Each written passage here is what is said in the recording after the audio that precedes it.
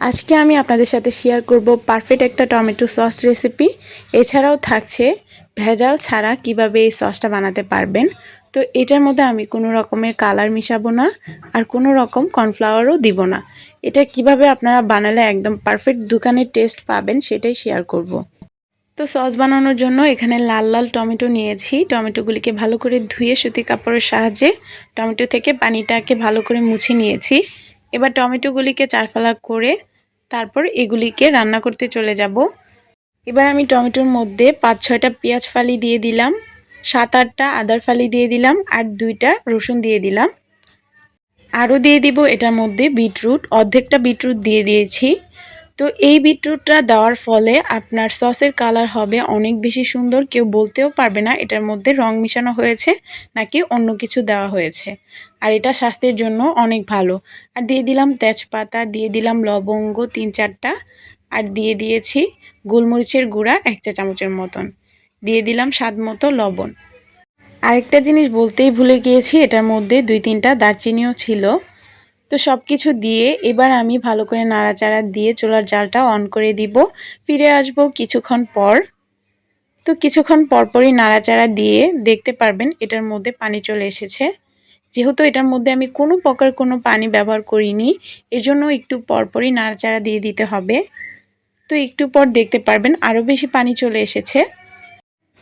তো একটু পরপর আমি টমেটোটাকে লাড়াচাড়া দিয়ে সিদ্ধ করে নিয়েছি। যখন দেখবেন টমেটোর মধ্যে অনেক বেশি পানি চলে এসেছে আর টমেটোগুলি একদম গলে গলে গিয়েছে, তখন আমি টমেটোটাকে চুলা থেকে নামিয়ে নিচ্ছি।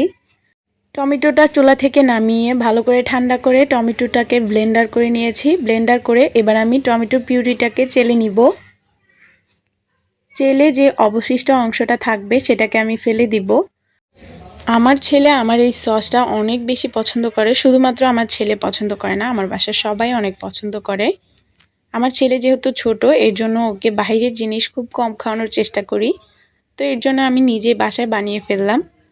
আমি সবসময় সস বানিয়ে 1 বছরের মতন সংরক্ষণ করি। তার জন্য ভাবলাম আমার ভিউয়ার্সদের সাথেও শেয়ার করি। কথা বলতে বলতে সসটাকে ভালো করে চেলে নিয়েছি।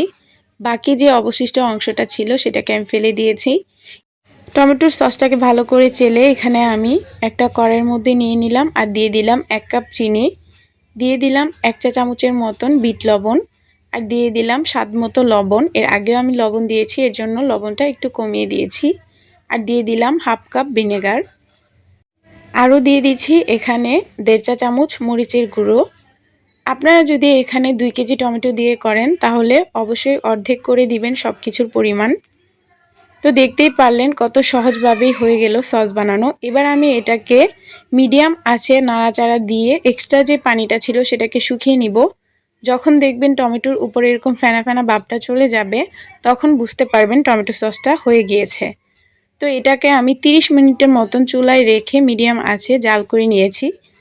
তো এই সসটাকে এখন আমি চুলা থেকে নামিয়ে ঠান্ডা করে নিয়েছি। এর মধ্যেই সসটা হয়ে গিয়েছে। দেখতেই পারলেন সসটা কতটা পারফেক্ট হয়েছে। এবার আমি এই সসটাকে বয়মে ভরে নিব। তো এখানে আমি কাঁচের জার নিয়ে নিয়েছি, এই কাঁচের জারের মধ্যে রেখে দিচ্ছি।